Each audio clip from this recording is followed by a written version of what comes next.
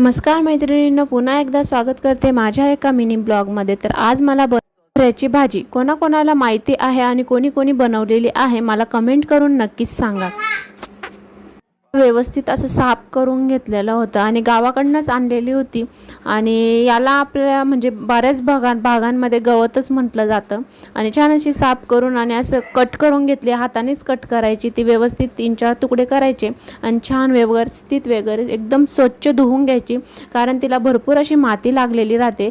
ती माती पूर्ण क्लीन करायची, मग टाकायचं उकडत टाकल्यानंतर तुम्ही भरपूर वेळ उकडू द्यायची। आपण जशी तांदूळाची भाजी बनवतो ना, तसंच उकडून वगैरे घ्यायचं। फक्त याला थोडं जास्त वेळ उकडू द्यायचं, आणि उकडलं का नाही ते चेक करायला आपण सगळ्याच भाजींचे देठ वगैरे चेक करत असतो, पण ह्या भाजीला थोडं जास्त वेळ उकडू द्यायचं असतं, कारण ती थोडी शिजायला टाईम घेते।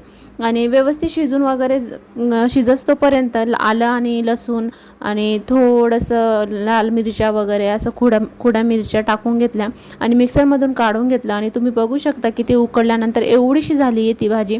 मी चेकही करून घेतली, छान उकडली आणि असं एकदम गार पाण्याने धुवून घ्यायची परत आणि एकदम पिळून घ्यायची, त्याच्यात थोडंही पाणी नाही राहू द्यायचं। आणि नॉर्मल असं कांदा वगैरे पण टाकू शकतो आपण, पण मी याच्यात कांदा नव्हता टाकला। आणि छान परतून घ्यायची। कशी वाटली रेसिपी मला कमेंट करून नक्कीच सांगा। Thank you for watching.